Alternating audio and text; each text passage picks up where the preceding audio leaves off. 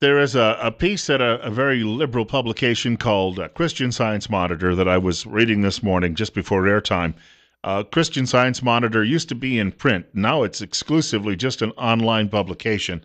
That's dogging most of the people who are in the magazine or newspaper industry. In fact, we talked a bit about that with Randy Staples yesterday. And this turbulence is going to go on, obviously, for some time when it comes to print media. But I happened to see this today, and it caught my attention because the writer is Robert Reich, who used to be the labor secretary under President Clinton. And this is a guy who I think he's an uber liberal. I'm not necessarily sure that I agree with him on a great many points. But he's also, he's fascinating, and every once in a while he'll say something, and you'll step back and you'll go, wow, where'd that come from? A number of years ago, when people were beating up on Walmart and criticizing Walmart, and I'm not by any means a big Walmart shopper. It's about the only place I can get underwear, but other than that, I don't go there a whole heck of a lot. I've run into a couple of people who listen to the show who've talked to me there as well, but only a couple because I don't go there, as I say, often. I've got to make that clear because they might call in and say, yeah, but I saw you there a couple of months ago. Yes, sometimes I do need to be buying undergarments. Well, they wear out. That's all. Too much information, I know. 69-908, Bill Colley with you.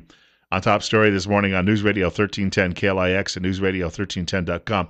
Robert Reich said one time about 10 years ago when people were beating up on Walmart on a regular basis, he said, yeah, but Walmart, he said, I know it's cheap goods and it's manufactured in China and sometimes manufactured by slave labor, but he said, on the other hand, it's allowed regular people to go out and buy things that they normally wouldn't have been able to buy for their homes. And there's some truth to that. So he's writing at Christian Science Monitor, a revolt is taking place against the ruling class. Now, Steve Millington got into this just in the last couple of minutes of the last hour when he was talking about how people are so disgusted with what goes on in Washington. And Reich says he keeps hearing this phrase, he can't possibly win the nomination.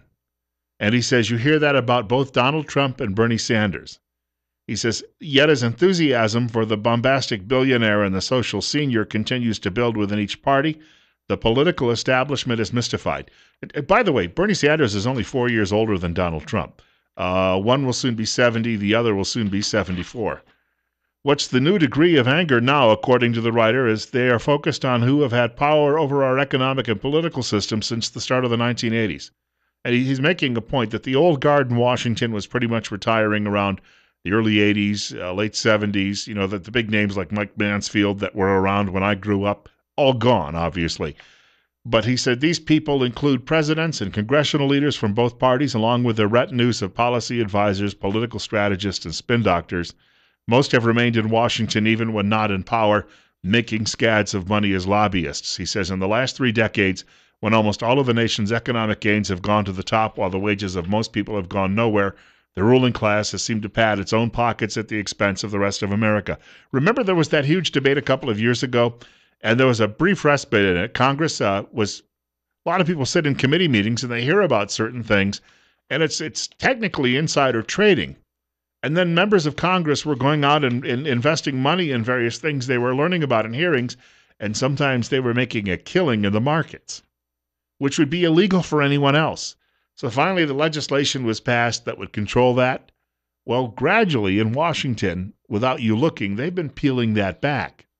So they're using their public office as their private property, in other words, to enrich themselves. Now, this guy does not like Donald Trump whatsoever, but he says it seems likely that the nominee in 2016, nominees are going to be Jeb Bush and Hillary Clinton. He says, after all, the ruling class is still in control. But he said, the disgust with Washington isn't going to end, and he says the ruling class may not be in control forever. And I saw a story yesterday in the Wall Street Journal. Conference over the weekend at Stanford University, where a lot of varying economists were being interviewed, and the writer, I think it was Holman W. Jenkins Jr., was saying that he was at the conference and he was listening to some of the discussion. And one of the economists was from the Cato Institute, and he said, because we have such slow growth in this country, he fears that we are going to see uprisings eventually, not just like what we've seen. Baltimore was small compared to what could happen, but that could be similar to what we would see on a national level. If the cities start burning, if people in the countryside suddenly say we're not going to pay taxes, all of these things start. He says government is likely to become very repressive because this ruling class doesn't want to let go the power that it has. Now, back in the 1960s, guys who stood up to the power class usually ended up dead. I don't think that happens in America anymore. Media usually goes out and does the dirty work to discredit anybody who could be a threat. I think back to Michelle Bachmann. She didn't play the game in Washington. Media portrayed her as being a kook and said she has migraine headaches, and good golly, we could never have a president who has migraines now, and then that could be dangerous. And then they repeat this 48 times a day on cable news. And after a while, people go, "Oh yeah, gee, migraine headaches. People, we can't have anybody with a migraine ever in the White House." No, no, no, no, no. You think about the headaches presidents get with migraines or not, but that seems to be how it works. The media does the dirty work, and it's clean, and nobody dies, and we move on, and we get same old, same old. It's 9:13. Bill Colley with you on Top Story. Telephone number for our program today, 736-0300, 736-0300.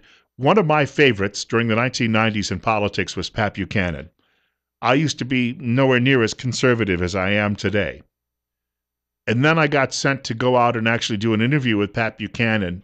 He was running on the Independence Party line at the time. And I happened to listen to this man as he was talking, and I said, gee, I actually believe in a lot of things he believes in. Buchanan was making an appearance with Neil Cavuto on Fox News, and he's talking about Trump's boomlet and how it differs from what Buchanan saw when he was running for president a number of times 20-some years ago. Well, he's got lots of money, and he's very able and colorful and popular. And he ought to go into that debate, just as he said, you dance with the one that brung you, Neil. And he's gotten where he is based on his persona and his straight talk and his humor and all the rest of it, and that's all he's got to bring with him. You know what I thought you touched upon brilliantly, Pat? I'm not blowing you smoke, but I'm right about this.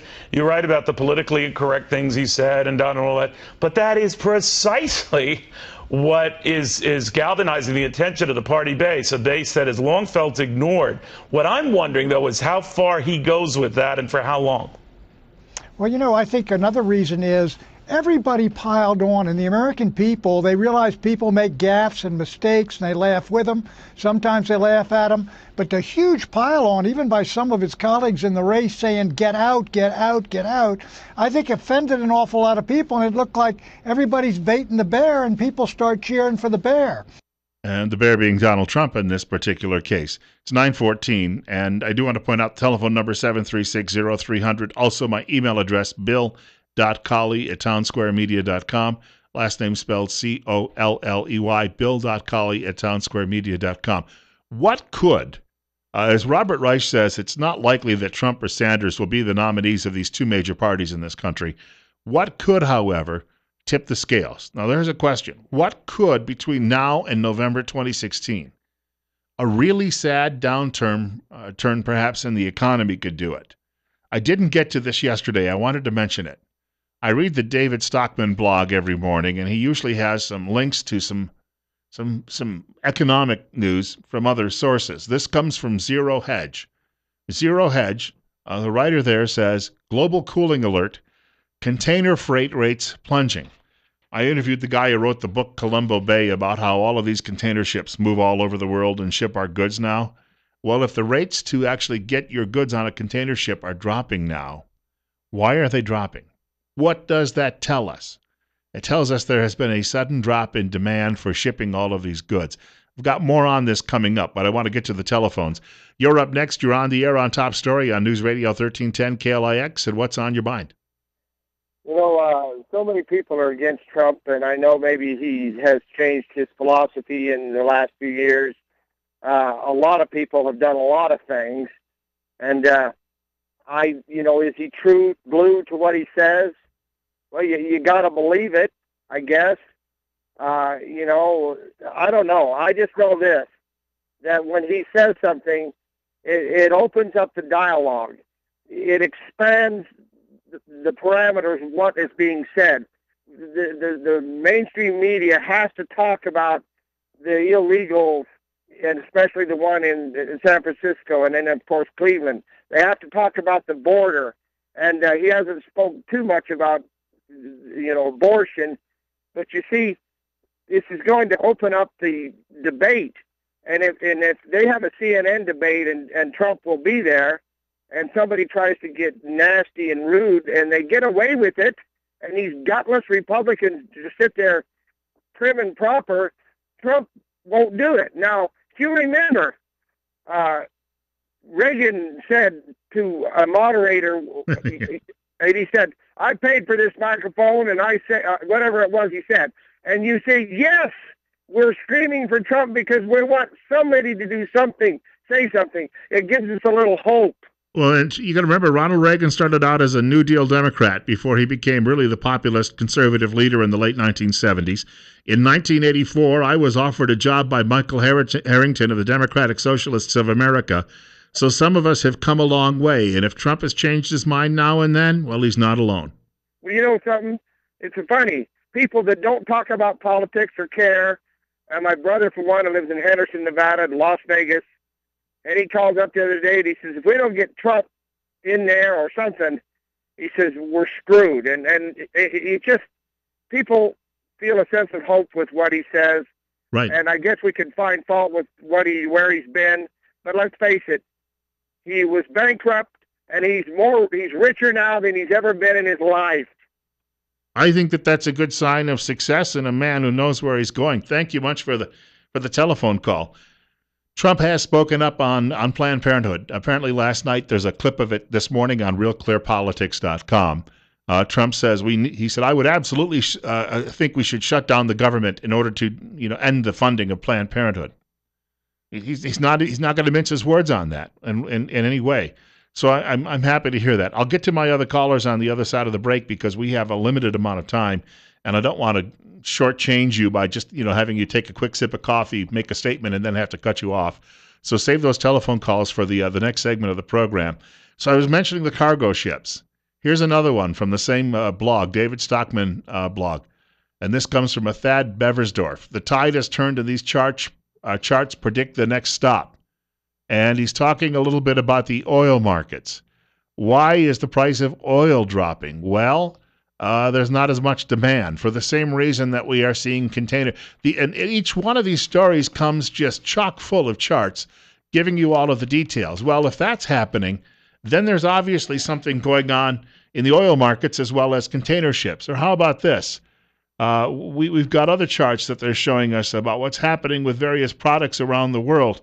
I just got to tell you, we are seeing, despite the promises from Washington that the economy is getting better and better and better, all of the economic indicators that you would see in the markets, and we're not talking necessarily about the Dow is at 16,000 or whatever they like to bandy about on CNBC, and then they bring on Jim Cramer who says, help me out, buy these products and I can get rich. No, these guys are actually charting what's going on out there, and it's not a pretty picture right now. Long term, it's going to be a lot messier. I was sharing with you some of the economic news, and one of these writers, and I picked this up at the David Stockman blog. I have a writer here who some of these details come from Bloomberg and other sources.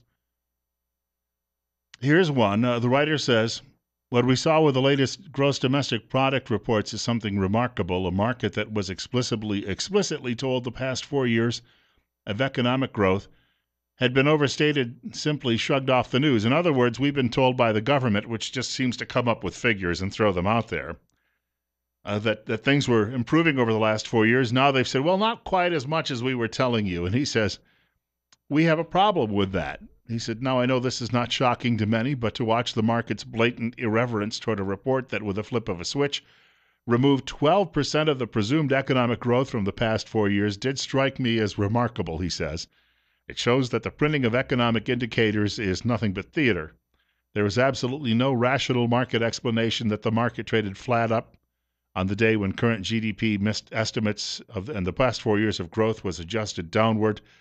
More realistically, what it suggests, he says, is that the only player left in the market is the buyer of last resort, the Federal Reserve, which is propping things up. And, of course, the Federal Reserve is printing money, and You know what? Gasoline right now, if you look at the cost and then you look at what it costs per barrel, and you say, gee, it should be a lot lower than that when I go buy it. Well, that's because of all those dollars they printed up with all of the stimulus packages.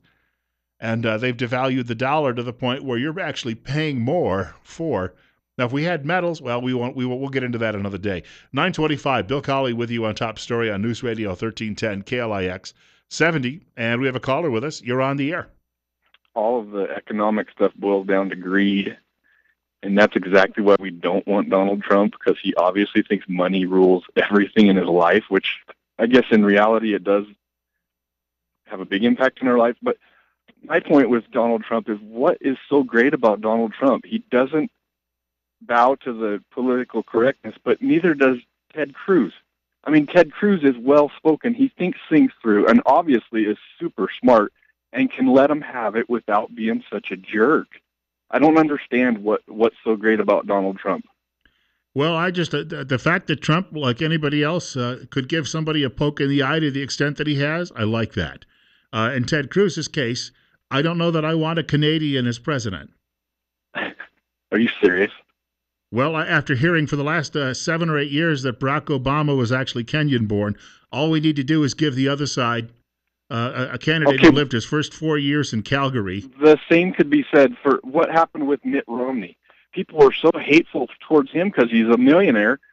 Look at Donald Trump. He already has had stories come out in the last 6 months. Romney's wealth is minor compared to a lot of these other players. It doesn't matter. No, it's my show, actually. I control how you finish or not, but go ahead. Okay, what I'm saying is there have been stories that were legit, like 8 months ago, about Donald Trump using eminent domain to kick people out of their homes for commercial purposes. Had nothing to do with roads or anything like that. He's a crook, and it's going to come out, and we're going to lose again. Well, I don't think Donald Trump's going to be the nominee. I thank you for the call. I do think Donald Trump, as our previous caller said, he's basically paving the way for the other candidates to speak up and finally say enough. If you want to label people a crook, all right, out of the 17 candidates the Republicans have nominated right now, probably several of them could fit that definition at some point in their lives. Trump was asked the other day about tax avoidance, and he said, I pay as little as I can. He said, that's the point, isn't it? It's that bluntness. He's just trying to tell you that's how the system works, and I work it. He's not dishonest in any sense. He doesn't mind bragging about the fact that he has done that. Now, we have a lot of people who were on stage last night with this warm-up act who I don't think are very honest at all. And unfortunately, they'll still be with us months from now. The other notion of this is we always say, well, it's either got to be a Democrat or a Republican. When we talk about Trump going third party, we ignore the fact that there already are third, fourth, fifth, sixth, seventh, eighth, ninth parties. I got to be close to a guy who was running on the Constitution Party line way back in 2012 by the name of Virgil Goode, former member of the House of Representatives. I thought he would have made a great president. And you're saying, Virgil who? Well, there you go. You're up next. You're on the air at 9:28. Hey, good morning, Bill. I had to laugh at that one. Donald Trump was a crook. We got Hillary and Jeb Bush. Clinton, I'll tell you what, if she's still standing at the end when she should be in a jail cell, yes. I'm going to be just beside myself on that one. Amen. Thanks. Hey, thank you much for the telephone call. And Trump has never made any secret about this. And realize when he was building hotels in Atlantic City, do you know who controls that Atlantic City boardwalk? The Philadelphia Mafia, which likely means when Trump was building, he had to deal with all of that. Because if you're putting up a project, you always have to factor in that they'll come and steal all the concrete overnight. So he had to deal with characters such as Nicky Scarfo and the like. What does that mean? Well, it means he's dealt with some bad people in his life. I used to live in a neighborhood, by the way, where there were a lot of mobsters, and I got to know some of them personally, and I never offended them, which is a good thing. But let me say this. If he can deal with some of the worst that the mafia could throw out there, how do you think he'll deal with an Iranian Ayatollah? Let's see. Nicky Scarfo, who had people chopped up and thrown into rivers, or the Ayatollahs, who pretty much have people's eyes plucked out and thrown into rivers. I guess he might know how to keep score on that. 9:30. Bill Colley with you on Top Story. News Radio 1310 KLIX and newsradio1310.com. Save those telephone calls till the other side of the break. See you there. You know, this might be good for some of our callers to join us tomorrow between 8:30 and 9 o'clock in the morning. Russell Singleton, who's a physician assistant at Tripp Family Medicine, will join us during that half hour tomorrow to talk about mental health needs. All right, I guess it might help some of the hosts, too. Tripp Family Medicine, of course, is located on Fillmore Street right here in Twin Falls, and this is your opportunity to, as well, perhaps get some medical advice. So give them a call when they're in studio, and we are often joined either by Russell or the doctor or a combination thereof, and sometimes they bring along some other guests and medical professionals. I do want to point out, tomorrow they're doing sports physicals for students between 3 and 6 p.m. You'd want to give the office a shout, obviously. And you can do that by calling 933-4400. You can schedule that for tomorrow afternoon between 3 and 6. And they will do it again the following Wednesday between 3 and 6 p.m. And same thing, just give them a telephone call at the office at 933-4400, and they can set that up for you. And then you can have that ready by the time you're ready to start working out for whatever fall sport you're going to be playing. Again, Better Health with Tripp Family Medicine tomorrow morning between 8:30 and 9 o'clock. Remember, life's too short not to feel good. If you'd like to call our program and you'd like to reach us right now, the telephone number is 736-0300. That is 736-0300. And, of course, my email, bill.colley@townsquaremedia.com. That is bill.colley@townsquaremedia.com. You know, when we talk about people who are crooks in politics, I happen to come across this morning. Daily Caller says the White House has announced that most of the health care people that I don't know what they call it exactly. These may not be the exchanges. The cooperatives, they're calling them in several states that they set up as part of Obamacare. 22 of 23 are pretty much bankrupt, and they've lost all the money that was loaned them by you, the taxpayer. They can't get the money back. And other than some of them are in serious, serious trouble, but the White House will not tell the reporters, the Daily Caller included, which ones happen to be in the worst trouble that are failing. So they've had to file a FOIA request, which could take months or years before there's a response. You've got a White House that just simply writes the rules as it goes along. You want to talk about criminal? You're on the air with Bill Colley on Top Story on News Radio 1310 KLIX and newsradio1310.com. It's funny that I'm considered crazy for holding up the one person that was actually standing up and doing something about the healthcare thing. You're paranoid, too, because I don't know that I was necessarily talking about you specifically. Thank you for the call. You're up next. You're on the air on Top Story, and what's on your mind? Yeah, I was just calling. I was just super surprised that you didn't think Ted Cruz is a good, you wouldn't support Ted Cruz. He's the only one standing up to the establishment. Well, I agree, but I got to tell you what. Ted Cruz was not born in the United States. That's going to be a huge problem when we get down to the nitty-gritty of elections. We just got through the whole Obama thing. I mean, how could the Democrats how could that stand among the voters? Because they're going to say, you know what, you said that about Obama, and here you go. You've got a nominee who's from Calgary. I just don't agree. I'm going to support Ted. If it's not Ted. All right, so it's okay. All right, hold on a second. So if it's a Democrat who's born out of the country, that's a no-no. But if it's a Republican who's not born in the United States, then that's okay. Is that what you're telling me? Well, Obama was born in the country. He was born in Hawaii. Well, that's what we understand from the birth certificate. But I heard this argument for so long. The argument becomes, if you're not born here, then you shouldn't be the president, right? Correct, but he was still a citizen. He was not. Oh, well, but you're contradicting yourself. You just said if he wasn't born here, he shouldn't be president. You said correct. I didn't say that. I just heard it. And so did perhaps thousands of other people. You're up next. You're on the air with Bill Colley. It's 9:37, and welcome to Top Story on News Radio 1310 KLIX. You're forgetting one minor detail. Get your own show, pal. I mean, for crying out loud. You get one call a day. Let's limit it to that. This idea that you're going to have a personal argument with me over the course of the show, I'm not buying into that. Let's try another line. You're up next. You're on the air with Bill Colley on Top Story on News Radio 1310 KLIX and newsradio1310.com. Hillary brought up the non-citizen. Yeah.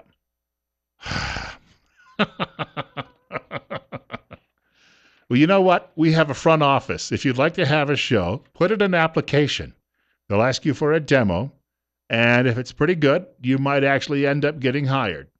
But aside from that, You're not hijacking the program. 9:39, Bill Colley with you on Top Story this morning, and it's 71. If we get an opportunity before we wrap up today, the President of the United States, wherever he was born, has proposed handcuffing the U.S. economy even more so than it currently is. Why does he care? He's leaving, of course, in another year and a half, well, under a year and a half now. He has proposed some new environmental rules, and he even admits it's going to be a hardship on our economy. Of course, he also believes that we should be bringing tens of thousands and millions of people here from other parts of the world, whether it be south of the border or from Syria and the like, to compete for those jobs, those few jobs that will be left. What I'd like to do in the next segment of the program, if we get an opportunity, share with you just how bad this is going to be when it comes to his latest environmental plan to essentially, really, shut down the fuels that have produced the world that we have today, the modern world. And I'll share a couple of thoughts with you from a weatherman by the name of Joe Bastardi, who's got to be quite a well-known writer when it comes to weather and climate issues. Happened to find this morning online at the Patriot Post. I'll share that with you, his response to the Obama White House's overreaction to climate change.